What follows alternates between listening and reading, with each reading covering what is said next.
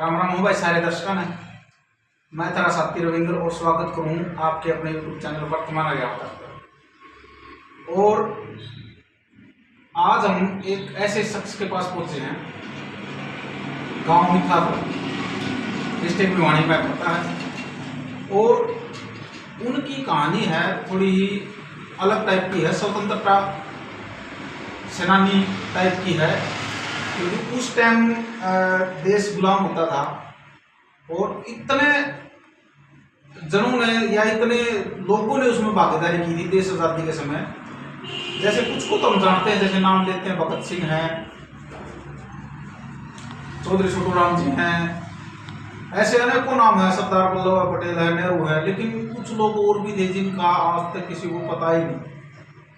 वे स्वतंत्रता सेनानी हो, उन्होंने भी भाग लिया था, उनकी भी हिस्सेदारी थी। हम एक ऐसे ही शख्स के पास पहुंचे हैं जिनका हमें पता लगा था कि स्वतंत्रता सेनानी इनके पूर्वज थे और इनके पास से एक ऐसी चीज उस समय की मिली जिसे आप देखकर चौंक जाओगे। एक वो फिल्म आपने देखी होगी सनी देओल वाली, जिसमें वो कहते हैं ताम्र पत्र देख, तो वही ताम्र पत्र आज हमको आपको असलियत में दिखाना चाहेंगे कि ताम्र पत्र होता है क्या है। ये वो ताम्र पत्र है जब भारतीय राष्ट्रीय कांग्रेस का आजादी के लिए उसका गठन हुआ था, तो उस समय जो लोग थे वहां मौजूद, ये ताम्र पत्र सिर्फ उसी को दिया गया था। आप इसमें तारीख समझ देख सकते हो, यही वो ताम्र पत्र है जो सन्नी देओल वाली फिल्म में, कादिया वाली फिल्म में दिखाया होगा, देखा होगा आपने, तो वही ताम्र पत्र है। और बाकी जो इसकी पूरी कहानी है, पूरा विश्लेषण है, हमारे सामने हमारे ताऊ जी बैठे हैं, वो बताएंगे ये किसको मिला था, किस नाम से था, उनके मुंह से सुनना चाहेंगे। तो सबसे पहले तो नमस्कार ताऊ जी। नमस्कार। आपका नाम बता दो पहले तो। कैप्टन कृष्णदेव नागर, गांव मिठापुर, जिला भिवानी। मैं स्वतंत्रता सेनानी श्री हेमराज सिंह नागर का सबसे छोटा बेटा हूँ। मेरे पिताजी ने 5 बार अंग्रेजों की जेलों के अंदर जेलें काटी हैं। सन 1928 ये जो ताम्र पत्र है, ये आपके पिताजी का? मेरे पिताजी का। आपके पिताजी का नाम आपने बताया हेमराज? श्री हेमराज सिंह नागर। श्री हेमराज सिंह नागर, मिठापुर और गांव मिठापुर। हेमराज सिंह नागर उस समय के स्वतंत्रता सेनानी थे जिसको ये ताम्र पत्र मिला था। तो ये ताम्र पत्र भेंट किया वो किसने किया था आपको पहली बार? आपके पिताजी को मिला था या मेरे पिताजी को नई दिल्ली के अंदर श्रीमती उस समय की प्रधानमंत्री इंदिरा गांधी के हाथों द्वारा स्वतंत्रता आंदोलनकारियों का जो मान सम्मान 100 वर्ष पूरे होने के बाद किया गया था, उस समय मेरे पिताजी को दिल्ली आमंत्रित किया गया था। और ये स्वतंत्रता सेनानियों के सम्मेलन के अंदर स्वयं इंदिरा गांधी जी ने अपने हाथों से उन्हें सह प्रेम भेंट किया था। देखिए, आप ये बात इसलिए भी जरूरी हो जाती है क्योंकि कुछ स्वतंत्रता सेनानी ऐसे थे जिनका आज तक पता ही नहीं। जैसे हम बात करें, अब इन्होंने बताया हेमराज नागर जी। हेमराज नागर जी हरियाणा में जो दानक जाति होती है, दानक जाति के अंदर ये गोत मिलता है जो हेमराज नागर जी का बताया। 1950 से पहले आपको क्या बोलते थे? हेमराज नागर जी का जो बताया है, अभी गोद समेत मैंने बताया है, तो जाति देखो, दानक जाति में भी इतने महान योद्धा, महान पराक्रमी स्वतंत्रता सेनानी हुए हैं जिसका एक प्रूफ आज हमने भी दिखाया है। तो अब ये थोड़ा इतिहास थोड़ा और बताएंगे हमें कि इनका पिताजी स्वतंत्रता सेनानी थे, तो कहाँ से उन्होंने शुरुआत की थी और कैसे ये देशभक्ति उनके अंदर आगे पहुंची। जाति प्रमाण धनुषधारी का था। मेरे पिताजी विश्व के प्रथम विश्व युद्ध के अंग्रेजी सेना के अंदर युद्ध लड़ चुके हैं। उसके बाद अंग्रेजी सेना से भारतीय सेना के आपस में मतभेद के कारण मेरे पिताजी को अंग्रेजों की सेना छोड़नी पड़ी और उन्होंने उस समय के महान स्वतंत्रता सेनानी सुभाष चंद्र बोस से मिल करके और सुभाष चंद्र बोस के ग्राम दल के अंदर शामिल होकर के उन्होंने आज़ादी के लिए प्रेरित किया। क्योंकि मेरे पिताजी स्वयं अंग्रेजी सेना से एक प्रशिक्षित एक लड़ाकू सैनिक थे, इसलिए उन्हें श्री सुभाष चंद्र बोस की सेना के अंदर काम करने के लिए एक बहुत ही अच्छा माहौल मिला और उनके प्रशिक्षण से आज़ाद हिंद सेना के निर्माण और गठन के अंदर भी इनका नेताजी के साथ सहयोग रहा।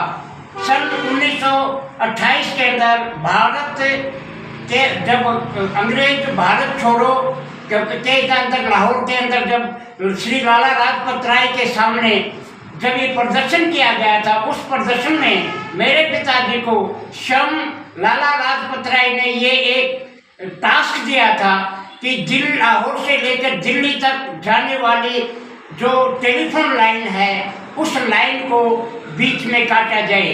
तो इन्होंने साइमन कमीशन का जो आया था, उस साइमन कमीशन के विरोध के लिए मेरे पिताजी ने खंबे पर चढ़ करके, लोहे के खंबे पर चढ़ के रात के समय भयंकर जंगल के अंदर और उन तारों को, तार लाइन को काटा था, जिससे कि दिल्ली और लाहौर का ये डिस्कनेक्ट हो गया था। इसी के अंतर्गत सूचनार्थ में मेरे पिताजी को उसको अंग्रेजों ने मार करके उनकी एक टांग तोड़ दी थी, क्योंकि इनको पता लग गया था कि इसने इस लाइन को, इस सूचना लाइन को डैमेज किया, काटा है। तो इन्होंने अपने सन 1942 में भी और सन 1942 के अंदर जब विश्व युद्ध चल रहा था, आज़ाद हिंद सेना ने जापान से मार्च करते हुए जब श्रीलंका के जंगलों के अंदर भारत के ऊपर की तरफ भारतीय सेना बढ़ रही थी, तो अंग्रेजी सेना ने आज़ाद हिंद सेना को चारों तरफ से श्रीलंका के जंगलों के अंदर घेर लिया। उसी जंगलों के अंदर भारतीय सेना का बाहर से उनकी युद्ध सामग्री, दवाइयाँ, लड़ाई का सामान, विस्फोटक और जो भी सैनिकों की जरूरत की युद्ध के सामान की सामग्री होती है वो नहीं मिल सकी, जिससे हमारे सैनिक वहाँ के जंगलों के अंदर फंस गए और अंग्रेजी सेना ने हमारी सेना को बुरी तरह से मारते हुए आज़ाद हिंद सेना के बचे हुए सैनिकों को कैद कर लिया। वहाँ से उन्हें कैद कर करके दिल्ली के लाल किले के अंदर कैद किया गया। क्योंकि मेरे पिताजी हरियाणा भिवानी जिले से हैं, जो कि उसमें पंजाब का हिस्सा था, वो हमारे पूर्वज, हमारे दादा उनसे मिलने के लिए यदा कदा दिल्ली तिहाड़ जेल के अंदर जाते थे, लेकिन उसे अंग्रेजों ने ये देखा कि पंजाब, हरियाणा और राजस्थान के जो स्थानीय व्यक्ति हैं, जितने भी ये स्वतंत्रता आंदोलन के जो आज़ाद सैनिक के जो सैनिक हैं, इन्हें दिल्ली से ट्रांसफर करके इलाहाबाद के प्रयागराज के पास नैनी जेल के अंदर शिफ्ट किया गया। उस समय आप लोगों को क्या बोलते थे? धनुषधारी बोलते थे या क्या बोलते थे? ऐसा है, अभी ताऊ जी ने जैसा कि ताऊ जी ने बताया, 1928 में साइमन कमीशन आया था, उसका विरोध करने के लिए जो ऑर्डर मिले थे कि डिस्क्राइब कर दिया जाए वो जो फोन लाइन थी, तो ये छोटी बात नहीं है भाई कि इस समाज के लोग भी इतनी बुलंदी तक ऊंचाई तक पहुंचे हैं। तो सबसे पहले तो ये पूछना चाहेंगे कि आपके पिताजी को डिस्चार्ज बुक मिली होगी, तो उस डिस्चार्ज बुक में क्या ये मेंशन था उस समय कि भाई दानक है या धनुषधारी है, क्या था? आपने पढ़ा होगा तो थोड़ा बता दे दो। जहाँ तक मुझे याद है, उस समय मेरे पिताजी धनुषधारी समाज से संबंधित डॉक्यूमेंट के विवरण के ऊपर उन्हें ये सम्मान मिला था। डॉक्यूमेंट के ऊपर धनुषधारी था, तो हमारा समाज देखो कहाँ तक फैला हुआ है। लेकिन जो आजकल की जो पीढ़ी है उनको इस बारे में नहीं पता था, पता है, लेकिन उनको आप जैसे जो बुजुर्ग हैं और मिलते हैं तो पता चलता है। क्योंकि ये ताम्र पत्र है, ये देखने में एक सिर्फ लकड़ी का टुकड़ा या फिर ऐसा लग रहा है, लेकिन इसे प्राप्त करने के लिए जो मेहनत, खून पसीना, जो बलिदान देना पड़ता है ना, उसकी हम तुलना किसी चीज से नहीं कर सकते, ना कोई पैसे से कर सकते, ना किसी और से कर सकते। ये ऐसा सम्माननीय चीज है जो किसी के पास मिलता है, और हमने इतनी मेहनत के बाद इसे ढूंढ के निकाला कि हमारे एक भिवानी जिले के गांव मिठातल में मिल गया। और समाज का जो तीन है वो समाज का जो गर्व जो बढ़ा है इस ताम्रपत्र को देख के आज मैंने पहली बार ये देखा है सामने से ताम्रपत्र है जो ऐसा भी होता है। तो एक गौरव की अनुभूति होती है कि हमारे जो समाज है धनुषधारी धाड़क वीर मराठा, उसमें भी ऐसे स्वतंत्रता सेनानी रहे हैं। तो ताऊ जी आप ये जो ताम्रपत्र है इसका अब क्या कुछ बेनिफिट कुछ मिल रहा है सरकार से या कुछ ऐसा बताना चाहो? सन 2001 में मेरे पिताजी के स्वर्गवासी डालने के बाद, क्योंकि मेरी माता जी पहले ही भगवान की प्यारी हो गई थी, इसलिए पिताजी के स्वर्ग से डालने के बाद उसके बाद आज तक उनकी पेंशन बंद हो गई और उसके बाद आज तक कोई भी सरकारी अनुदान या कोई सहायता सरकार की तरफ से हमारे परिवार को नहीं मिली है। हम 5 भाई हैं, 5 भाई में से मेरे पिताजी के भाई 5 भाई, हम 5 भाइयों में से हम 2 भाई जिंदा हैं, 3 भाई भगवान के प्यार सुरक्षित आ गए हैं। लेकिन हम जहाँ भी स्वतंत्रता सेनानियों का जो भी कोई सम्मेलन दरबार या किसी तरह के सूचना से तो हमें कोई ये जानकारी मिलती है तो हम वहाँ जा कर के व्यक्तिगत रूप से अपनी समस्याएं भी रखते हैं और अपने पिताजी की वहाँ पर हाजिरी और नाम भी देखते हैं। देखिए ऐसा है, आपका जिलेदार कौन था? जिलेदार कौन था आपके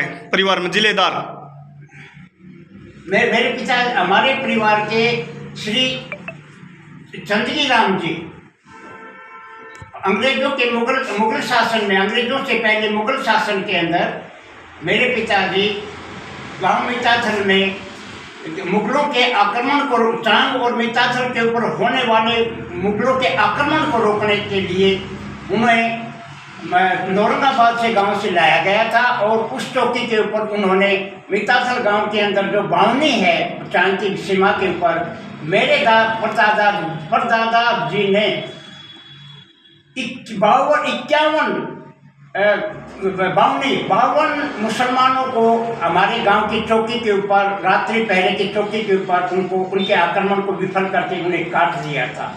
उसके बाद चांग गांव के मुसलमान, गुजरानी और धनाना के गांव के मुसलमान और तिगड़ाना गांव के मुसलमान जितने भी आसपास के गांव थे उनमें मिताथल के प्रति एक ऐसा आक्रोश पैदा हो गया, ऐसा डर पैदा हो गया कि जब तक मुगल शासन रहा मिताथल के नाम से मुसलमान कांपते थे और मुगलिस्तान मिताथल के नाम से गाय बैल और बहू बेटियों को जो चोरी करके लेकर के जाते थे तो उनको जब पता लग जाता था या बहू बेटी बता देती थी, वो चाहे किसी भी गांव की हो, वो बता देते थे कि हम मिताथल गांव के हैं, तो मुगलिस्तान के जो आदमी थे लुटेरे जो अपहरण करते थे हिंदू कन्याओं को, वो उन्हें हमारे गांव के डर से छोड़ देते थे।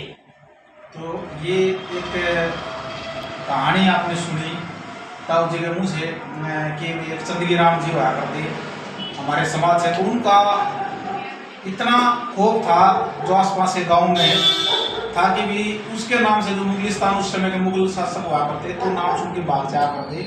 तो ऐसे भी महान योद्धा हमारे समाज में हुए हैं। तो जैसा कि आप इस ताऊ जी के मुँह से आप सुनने लग रहे हो, जो इनकी सुनी हुई बात है, क्योंकि वो तो आप इस दुनिया में नहीं रहे जो इसको पाने वाले थे या और जो चंदगी राम जी का नाम इन्होंने बताया। लेकिन हमारी गुजारिश एक और भी है, जो स्वतंत्रता सेनानी थे उस टाइम में अंग्रेजों के टाइम पे थे, अंग्रेजों से लड़े भिड़े, इतने बलिदान दिया, अपने आप को झोंक दिया, परिवारों से अलग रहे, तो उनकी और भी सरकार को थोड़ा ध्यान देना चाहिए। क्योंकि ये ताम्रपत्र वाले कुछ गिने चुने लोग शायद हरियाणा में मिलेंगे, तो उनमें से एक ये भी हैं। तो यही हमारी प्रार्थना है सरकार से भी कि इन स्वतंत्रता सेनानी हैं जो बेटे हैं, इनके परिवार की तरफ भी ध्यान दिया जाए। तो इसी तरह की वीडियो देखने के लिए, मोटिवेशन मुख्य धारा को और आगे बढ़ाने के लिए ये वीडियो को शेयर करें, सब्सक्राइब करें। जय हिंद, जय भारत, जय शिवाजी।